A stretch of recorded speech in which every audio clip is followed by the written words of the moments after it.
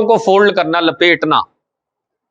نبی کریم صلی اللہ تعالی علیہ وسلم نے صراحتاً ارشاد فرمایا، امرت، کہ مجھے حکم دیا گیا ہے کہ ان اسجد علی سبعۃ اعظم، کہ میں 7 ہڈیوں پر سجدہ کروں، ولا اکف ثوبا ولا شعرا، او کما قال صلی اللہ تعالی علیہ وسلم، نہ ہی اپنے کپڑوں کو لپیٹوں اور نہ ہی اپنے بالوں کو لپیٹوں۔ مرد نے اگر لمبے بال رکھے ہیں نا تو وہ پونی کر کے نماز نہیں پڑھ سکتا۔ عورت کے لیے تو ہے نا وہ جوڑا کر کے نماز پڑھے، بھائی عورت ہے، اس کو تو اسلام نے کہا ہے کہ بال نہیں کٹوانے۔ مرد کے لیے حکم یہ ہے کہ یہ جو شولڈر ہے اس سے نیچے بال رکھنا اس کے لیے جائز نہیں ہے۔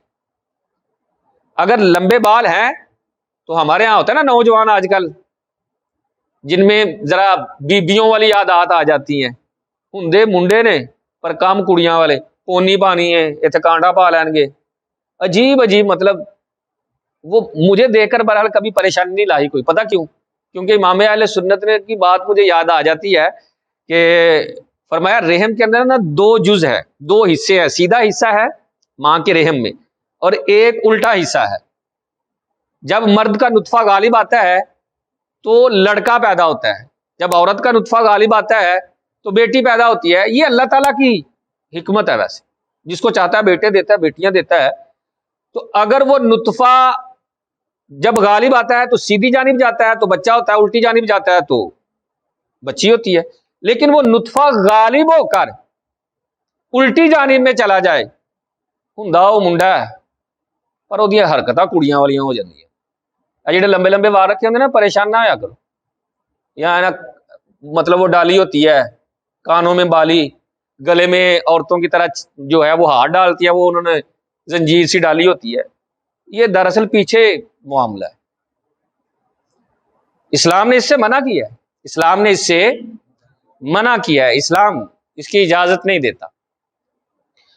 تو نبی کریم صلی اللہ تعالی علیہ وسلم کی حدیث آپ نے سنی کہ آقا کریم علیہ الصلوۃ والسلام نے ارشاد فرمایا کہ مجھے 7 ہڈیوں پر سجدہ کرنے کا حکم دیا گیا ہے، اور ساتھ ہی ساتھ اس چیز کا بھی حکم دیا گیا ہے کہ نہ میں کپڑوں کو لپیٹوں اور نہ میں بالوں کو لپیٹوں۔ اب کپڑوں کو لپیٹنا اتنا عام ہے، اتنا عام ہے، یقین مانے آپ کھڑے ہو جائیں نماز کے لیے تو جب کھڑے ہوتے ہیں نا سب سے پہلے آپ دیکھیں گے کہ لوگ ایسے ایسے ہی کر رہے ہوتے ہیں، کپڑوں کو لپیٹ رہے ہوتے ہیں۔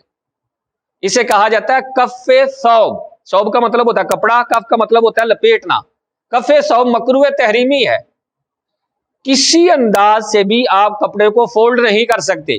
بعض لوگ کہہ رہے ہوتے ہیں میں نے اس طرح پکڑ کرنا اوپر ایسے کر دیا کپڑے کو، میں نے ایسے نہیں فولڈ کیا، میں نے ایسے کر کے ایسے کیا ہے، شلوار کو ایسے پکڑ کرنا تو ایسے اس کے اندر نالے کے اندر ڈالا ہے، میں نے اندر کو فولڈ کیا ہے، میں نے باہر کو فولڈ کیا ہے۔ لفظ فولڈ، لپیٹنا جہاں بھی آ جائے نماز کی حالت میں یہ مکروہ تحریمی ہے۔